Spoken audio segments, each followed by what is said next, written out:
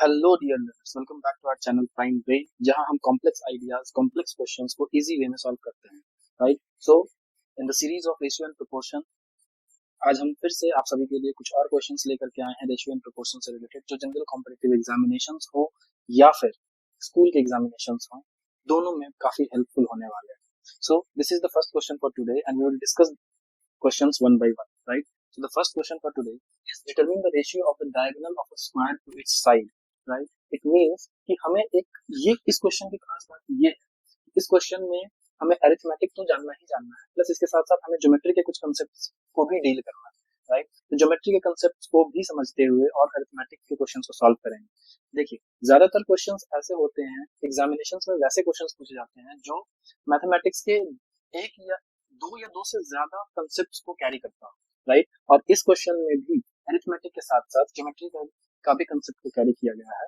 That's why these kind of questions are relevant for the competitive point of view, right? So the question is, हमें इसमें दो चीज देखनी है। Square की बात की जा रही है, राइट? तो हम स्क्वायर बनाते हैं और स्क्वायर का साइड हम मान लेते हैं ए है, एंड वी नो कि all the four angles of a square is 90 degree, right? अब हम इसका डायगोनल जब ड्रॉ करेंगे, आई होप कि आपको डायगोनल क्लियर होगा। तो अगर ए है तो ये इसका साइड भी ए है, राइट? इसके चारों साइड्स ए लेंथ के हों, तो वी नो कि from Pythagoras theorem, using Pythagoras theorem, Pythagoras theorem के अकॉर्डिंग हम जानते हैं that h square equals to a square plus b square होता है, राइट? और यहाँ पे वी नो कि 90 डिग्री के सामने वाला जो साइड होता है just opposite to the 90 degree, वो हम हाइपोटेनस बोलते हैं। Suppose a b c d ये एक स्क्वायर है, तो हाइपोटेनस इस केस में AC का square equals to perpendicular is A and base is A square plus A square, you will get 2A square for AC square. और यहाँ से हम AC की value under root 2A square लिख सकते हैं, जो कि रूट 2A हो। आई होप कि हमने ये डायगोनल निकाला है, एंड मेरी माने तो आपको ये चीजें पता होनी चाहिए पहले से, ठीक है? कि जो डायगोनल है, डायगोनल का लेंथ कितना होता है, स्क्वायर के डायगोनल का हो, रेक्टेंगल के डायगोनल का हो, इनफैक्ट क्यूब के, क्यूबॉइड के डायगोनल्स का लेंथ क्या होता है, we should know at least, right? तो ये हमने डायगोनल निकाल लिया, this is nothing but the diagonal of a square. Now we have to find the ratio of diagonal and its side. तो रेशियो हमें फाइंड करना है इसका, diagonal divided by its side. Diagonal is root 2a divided by the side length is a. So from here you will get root 2 by 1, that is root 2 is to 1. So I hope कि आपको ये question समझ में आया होगा, and hence this is your answer. ये आपका answer होगा, राइट? इस तरह के क्वेश्चंस को डील करने के लिए हमें थोड़ा सा पेशेंस रखना है, चीजें समझनी है कि क्या पूछा गया है और हमें क्या गिवन है क्वेश्चन में, बिकॉज जो गिवन है उसके हेल्प से हम आगे प्रोसीड कर सकते हैं। सो मेक श्योर कि आपका जो फोकस हो वो गिवन पे हो। गिवन जो दिया गया है वो बेसिकली आपका हिंट होता है मैथमेटिक्स में, जिससे आप क्वेश्चन को आगे बढ़ा सकते हैं और सॉल्यूशन तक पहुंच सकते हैं, right? So this is our first question for today. Now let us move on to the next question.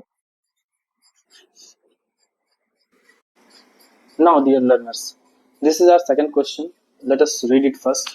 So the question is, find the number that must be added to 24, 32 and 42 so that the resulting numbers are in continued proportion. तो first thing कि हमें ये समझना है कि continual proportion का concept क्या है, right? Look, I am here to give you the concept through questions, right? मैं यहाँ पे आप सभी को क्वेश्चंस के थ्रू कंसेप्ट समझाने की कोशिश कर रहा हूँ, because there are many people जो ऐसा करते हैं कि कंसेप्ट बताते हैं उसके बाद क्वेश्चन करवाते हैं। दैट इज ऑल्सो फाइन कि पहले आपने नॉलेज गेन कर लिया, उसके बाद हम अप्लाई कर रहे हैं। बट वन थिंग जो हम कहते हैं ना, that is called reverse engineering, जिसमें हम ये करते हैं कि क्वेश्चन सॉल्व करते हैं और क्वेश्चंस के थ्रू बहुत सारे कंसेप्ट को डील करते हैं, कंसेप्ट समझते हैं। So I think that would be more beneficial, right? इसलिए हम क्या कर रहे हैं, रिवर्स इंजीनियरिंग कर रहे हैं, लाइक कि हम पहले क्वेश्चन करेंगे और क्वेश्चन में जो भी कंसेप्ट इन्वॉल्व हैं उन सारे कंसेप्ट्स को हम डिस्कस करेंगे। ओके, सो कंटिन्यूड प्रोपोर्शन की बात करते हैं। यहाँ पे 3 नंबर्स दिए गए हैं। 3 नंबर्स का कंटिन्यूड प्रोपोर्शन मतलब ये कि सपोज एक नंबर A है, दूसरा B है और तीसरा C है, और ये A B C is nothing but, suppose मान लेते हैं कि find the number that must be added to this this and this. Okay, means हमें एक नंबर फाइंड करना है जो इन तीनों में ऐड होगा, तो एक ही नंबर होगा जो फिक्स होगा, राइट? तो let that number be x. Okay, तो इसका मतलब ये कि हम a की जगह पे 24 प्लस एक्स लिख सकते हैं, मीन्स इसमें हमने वो x ऐड कर दिया। सिमिलरली b की जगह पे 32 प्लस एक्स लिख सकते हैं एंड c की जगह पे 42 प्लस एक्स लिख सकते हैं। ओके, अब हमें ये करना है कि इसको इस तरह से बनाना है कि जो रिजल्टिंग नंबर्स हो वो कंटिन्यूड प्रोपोर्शन में हो। What does that mean? That means कि इट मीन्स कि a is to b is in proportion with b is to c। इसका मतलब ये होता है, राइट, मीन्स तीन नंबर दिए गए हैं, अगर कंटिन्यूड प्रोपोर्शन में है तो दिस मीन्स कि a is to b is in proportion with b is to c। Okay, अब इसका क्या मतलब होता है सर? क्योंकि हम तो रेशियो जानते हैं, but what about proportion? Okay, तो इट मीन्स कि हम a by b और this part can be written as equals to b by c। okay, and from here you can easily understand कि proportion का actually मतलब क्या? proportion is nothing but the sign equal to। okay, now अब हम क्या करेंगे कि हमने यहाँ a b और c लिया है, तो हम उसकी जगह इसकी जगह पे इसका यूज करना है बेसिकली हमें। तो a की जगह पे अपन लिखेंगे 424 plus x divided by b की जगह लिखा 32 plus x equals to 32 plus x divided by c की जगह लिखा 42 plus x. Okay, and from here हम इसे सॉल्व करेंगे। अब इसे सॉल्व करना इतना मुश्किल नहीं है, रीजन बीइंग कि इसमें आपको सिर्फ एक वेरिएबल दिख रहा है और एक वेरिएबल के इक्वेशन को सॉल्व करना इज वेरी इजी। ओके, क्या करना है, बस इसे क्रॉस मल्टीप्लाई कर देते हैं। यहाँ मिलेगा 24 plus x multiplied by 42 plus x equals to 32 plus x into 32 plus x. ये दो बार लिखा हुआ है, इट मीन्स इसका हम स्क्वायर कर सकते हैं। ओके, अब बहुत सारे बच्चे हैं जिन्हें कैलकुलेशन में टाइम लगता है, थोड़ा सा डिफिकल्ट लगता है उन्हें कैलकुलेट करना, या ऐसा भी लगता है कि यार क्या कैलकुलेशन करना है, इतना कैलकुलेशन करके क्या करेंगे। बट द पॉइंट इज कि कैलकुलेशन करेंगे आपका ब्रेन शार्प होगा, राइट। तो कैलकुलेशन कैसे किया जाए? आपको अगर आपका कैलकुलेशन फास्ट नहीं है तो कॉम्पिटिटिव एग्जाम्स में काफी दिक्कत हो सकती है। सो आई विल टेल यू कि आप इस तरह के छोटे छोटे कैलकुलेशंस को बहुत इजीली हैंडल कैसे करोगे। लाइक 24, मुझे थोड़ा बहुत 24 में टेबल आता है। लाइक 24 को जब मैं 42 से मल्टीप्लाई करता हूँ, because this should be multiplied by this and this should be multiplied by this. In a similar way, this should be multiplied by this and this should be multiplied by this. Okay, so 24 multiplied by 42. 24 into 2 is 48. We are having 4 as a carry. 24 into 4, that is 96, plus 4, that is 100. So this 24 multiplied by 42, you will get 1008. In the similar way, 24 multiplied by x, this is 24x, plus x into 42, that is 42x, plus x into x, this is x square. And from here a plus b whole square, we will break it down, 32 का square plus x का square plus 2 times 32 multiplied by x. Okay, and from here ये हो जाएगा 1008 plus इसको add करेंगे तो हमें मिलेगा 66x plus x square equals to 32 का square is nothing but 1024 plus x square plus this is nothing but 64x. Okay, अब हम इन सबको उठा करके अगर इधर लाते हैं, एक्स स्क्वायर यहाँ प्लस में है, इधर भी प्लस में है, ये जब इधर आएगा तो माइनस में होगा, ये automatically cancel out. Now in सभी वैल्यूज को इस साइड लेके जाते हैं, इधर हो जाएगा 0, यहाँ होगा 1024 minus 1008 plus 64x minus 66x, and from here 0 equals to this is nothing but 16 minus 2x, so this 2x is here 16, so from here you will get x equals to 8. और अगर आप यहाँ ध्यान से देखें तो हमसे फाइंड क्या करना था, find the number that must be added to this. Okay, means हमें एक ऐसा नंबर फाइंड करना था जिसको हम इनमें ऐड करेंगे तो हमें एक कंटिन्यूड प्रोपोर्शन मिलेगा। So the number is this is your answer, but let us check कि हमने जो आंसर लाया वो सही भी है या गलत। ठीक है, तो हम चेक करेंगे कैसे, जैसे ये 24x 32x 42x किया, ये किया, तो हमने बेसिकली क्या किया, 24 plus x by 32 plus x, ये जब फाइंड करेंगे तो 24 प्लस 8 इज 32 बाई 40। ओके, और इसी तरह से 32 plus x divided by 42 plus x करेंगे तो दिस इज 40 बाई 50। ओके, और यहाँ से जब हम इसको सॉल्व करेंगे तो this is 4 by 5, this is also 4 by 5, means ये दोनों, ये वैल्यू और ये वैल्यू दोनों इक्वल होनी चाहिए थी, इक्वल हो रही है। It means you justified your answer, it means कि आपने जो सॉल्व किया है question, the value you get is correct. Okay, so I hope कि आपको ये क्वेश्चन समझ में आया होगा, एंड आई बिलीव कि आप ये लेक्चर एंजॉय कर रहे होंगे, ये वीडियो एंजॉय कर रहे होंगे in terms of enjoying mathematics, right? So now let us move on to the next question.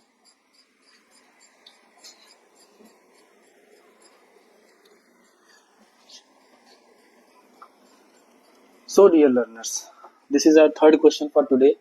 और ये क्वेश्चन है एलॉय मिक्सचर प्रॉब्लम से रिलेटेड, जिसमें बच्चे बहुत ज्यादा कंफ्यूज होते हैं, राइट। और थोड़ा सा ये मिक्सचर का क्वेश्चन है तो लोगों को समझ में नहीं आता है किसको कहाँ मिक्स किया गया है, एंड बेसिकली थोड़ा सा कैओस होता है दिमाग में भी कि कैसे कैसे किसको मिक्स किया गया, कितना परसेंट लिया गया, वगैरह वगैरह।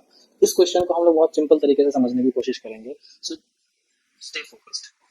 So the question is, one alloy contains 60% gold, okay, and another contains 35% gold. Means हमारे पास दो alloy दिया गया है। Suppose मान लेते हैं alloy 1 और एक है alloy 2। alloy 1 में बोला जा रहा है कि 60% गोल्ड है और alloy 2 में 35% गोल्ड है। अब alloy क्या होता है? तो आपको मालूम होगा कि alloy is a mixture of more than two metals, means दो या दो से ज्यादा मेटल्स को मिला करके जो चीजें बनती हैं, जो मटेरियल बनता है, that is called alloy, right. तो यहाँ पे बेसिकली क्या है कि एक alloy है जिसमें 60% गोल्ड है, बाकी 40% कुछ और कोई और मेटल लगाया गया है, मिलाया गया है। इन the similar way second alloy जो है उसमें 35% गोल्ड है और उसमें कुछ और मेटल भी ऐड किया गया है, राइट। इसके बाद बोला जा रहा है if 12 kg of first alloy, अब इस alloy का 12 kg जब लिया जाएगा तो एक नया alloy, मान लेते हैं एक alloy बनाया, एक और alloy हमें बनाना, what is the percentage of gold in the resulting alloy? ये है हमारा रिजल्टिंग alloy, ठीक है। मींस alloy 3 हमने बनाया जो कि एक रिजल्टिंग alloy होगा।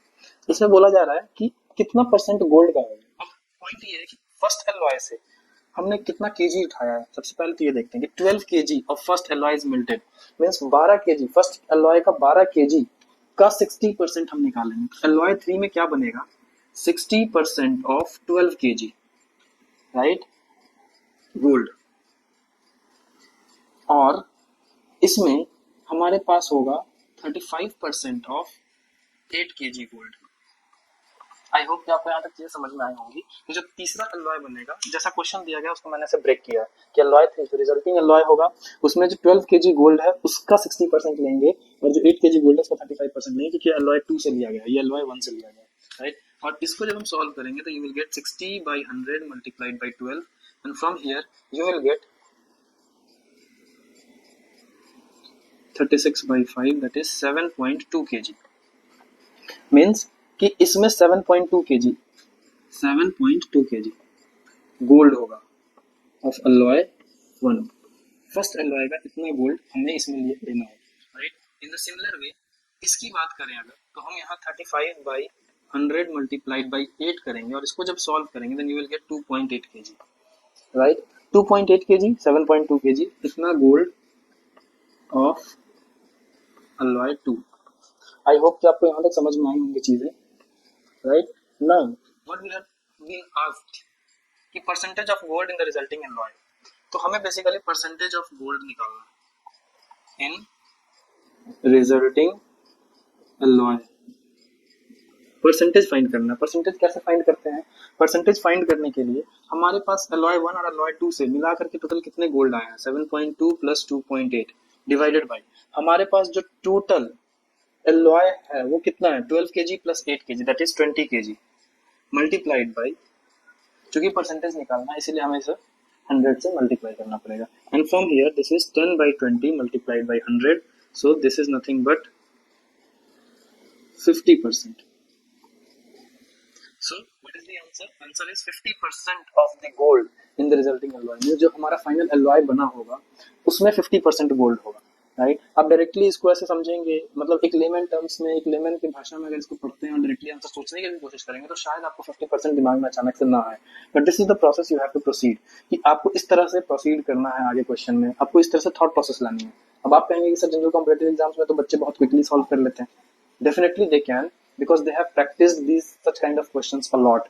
उसी तरह से आपको भी इस तरह के क्वेश्चंस अगर बहुत ज्यादा आप प्रैक्टिस कर रखे हैं तो आप डायरेक्टली यहीं से देख करके 12 kg का 60% डायरेक्टली कैलकुलेट करेंगे, 7.2 एंड 35 kg का 38 kg का 35% you can easily directly calculate 2.8, दोनों को ऐड किया 10 और हमारे पास टोटल वेट है 20, टोटल 10/20 दैट इज 1/2 और उसको कैलकुलेट करते हैं अगर परसेंटेज में तो 50% मिलता है, right. So this is the way you have to proceed and maybe हो सकता है कि बहुत कुछ और भी स्टेप्स हों, कुछ और भी तरीके हों। There are various methods of the same problem, ठीक है। एक ही प्रॉब्लम के कई सारे सॉल्यूशन हो सकते हैं, कई सारे मेथड्स हो सकते हैं, so definitely you can explore such methods as well, okay. I am not saying कि you should stick on the particular method, okay. अगर आपको कहीं से भी लगता है कि हाँ इससे भी आसान कोई मेथड हो सकता है then kindly let me know in the comment section, okay. Now let us move on to the next question, that is question number 4.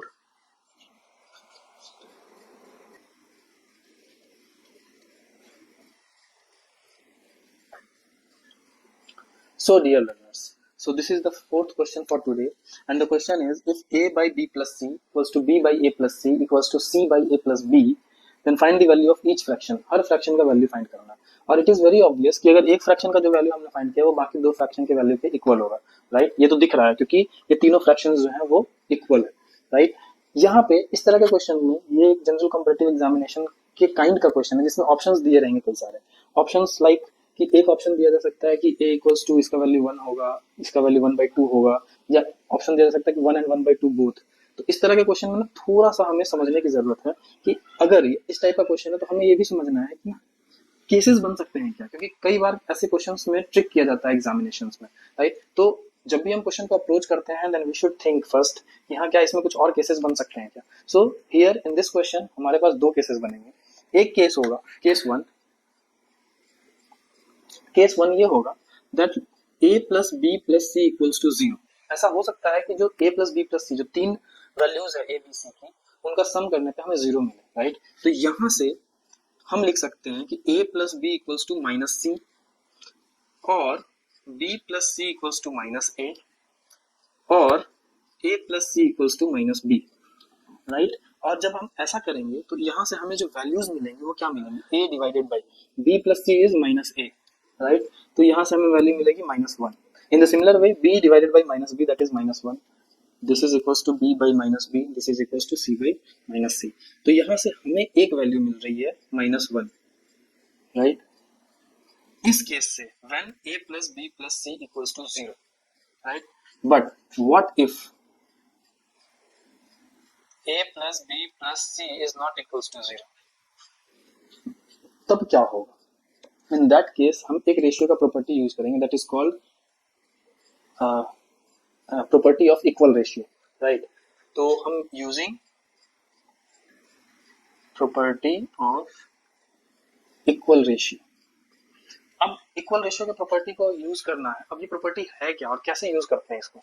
तो दिस स्टेट्स दैट कि अगर हमें इस तरह की वैल्यूज दी गई हैं तो हम इसको a by B plus C equals to b by A plus C equals to c by A plus B, ये दिया गया है, इसको हम लिख सकते हैं कैसे?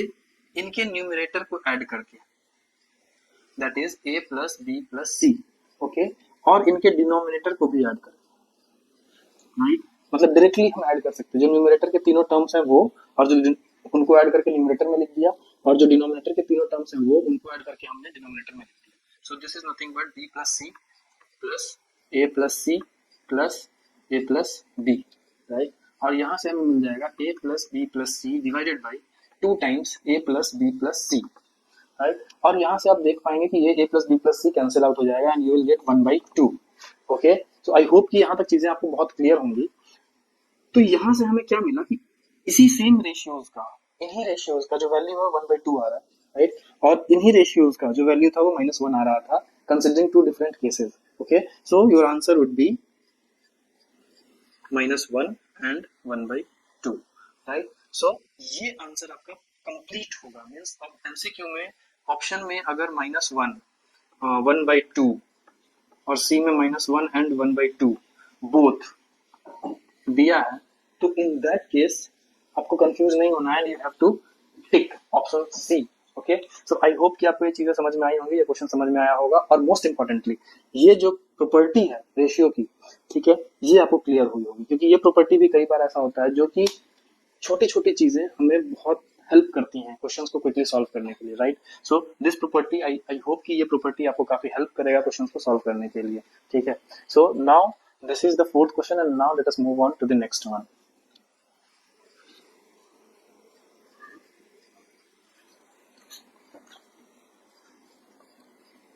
So now dear learners, this is the fifth question for today and the question is related to combined ratio, okay? means कि दो रेशियो दिया गया है उनको कंबाइन कर दिया जाए तो उस केस में हम कैसे फाइंड करेंगे?